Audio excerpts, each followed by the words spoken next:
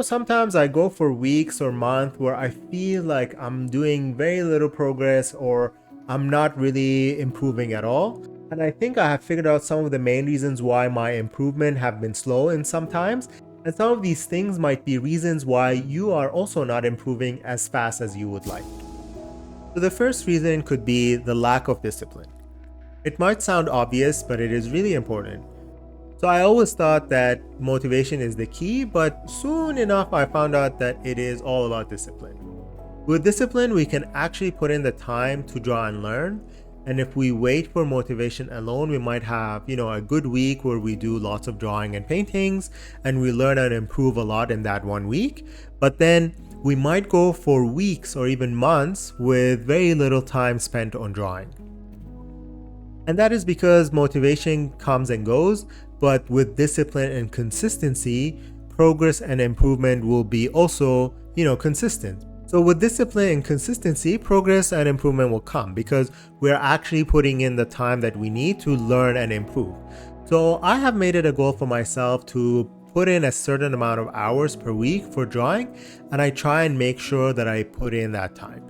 I know life comes sometimes in the way and we can't always guarantee the amount of hours, but if I have that goal and that thing in mind, I will always try and meet it, and I am more consistent in the way I draw.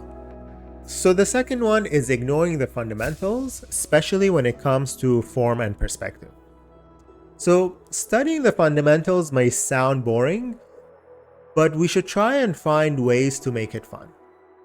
The most important fundamentals are really form and perspective. Most of us, including myself, think that we can draw a few boxes in perspective, we can rotate it, and by just doing that, we have mastered perspective. But believe me, I had to learn this the hard way. If we skip this fundamental and we don't give it the time it needs, then we will struggle with everything else that comes afterwards.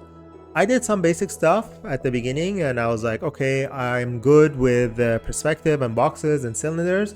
It's time to just move on into character design and figure drawing.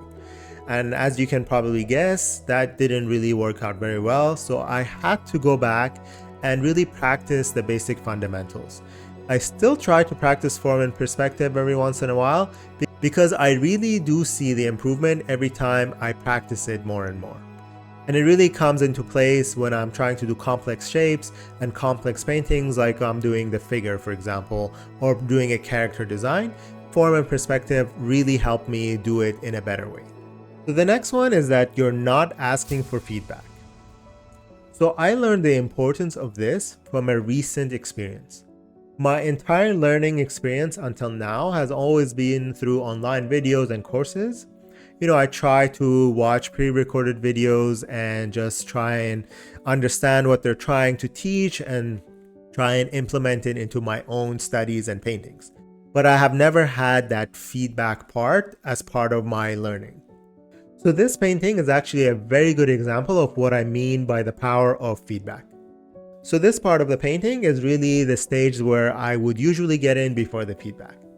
So I got a mentor to help me improve my art, and Xiao has been really helping me with my art.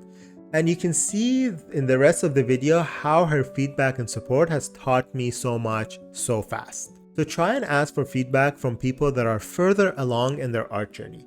If you don't want to spend money on a mentorship program or courses that have feedback portion of it, then you can just join a Discord community that have lots of artists that you can interact with and help them, and they will help you. And I also have my own Discord community that I've started where we can learn from each other and help each other improve and become better artists. And I'll add the link to my Discord channel in the description below. The next one is focusing on social media. So social media can be good and bad. While it's a fantastic platform or a really good way to, showcase our art, spending too much time comparing ourselves to other artists can really slow down our progress. Also, sometimes we might be so focused on posting something on social media for the views and the likes that we don't actually spend any time or focus any of our time on improving or learning new things. So try and find a balance between making stuff for yourself, learning, improving, and experimenting. And you can also make some stuff that you think are good to put on social media, but make sure you do put in the time for learning and improving, and you don't dedicate your entire time on making drawings or paintings that you really just want to post on Instagram or YouTube or whatever. So the next one is about practicing the wrong things or maybe not focusing. So are you really practicing effectively? This question really came to my mind when I was struggling a little bit with improvement. So mindlessly repeating the same mistakes won't really lead to improvement. You're just doing the same thing over and over again, and it doesn't really help to make the same mistakes. So every once in a while, I try to look at my paintings and see what do I really struggle with. I try to figure out what my weaknesses are in the drawings that I've done and just pick something to work on. The point is not to criticize yourself so much, but the point is to pick a couple of things that you want to improve on. And I think the best thing is to try and break down these complex things and difficult skills into smaller manageable steps. For example, figure drawing is a big subject.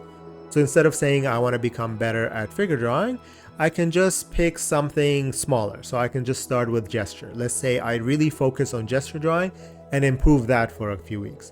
Then I move to construction drawings, for example.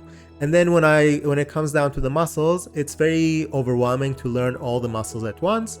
You can choose one small part of the body at a time. You can start with the arms, for example, the torso in general, the general shapes. You can then move on to the hands, the legs, the feet, so the different parts, so that you can take it one step at a time.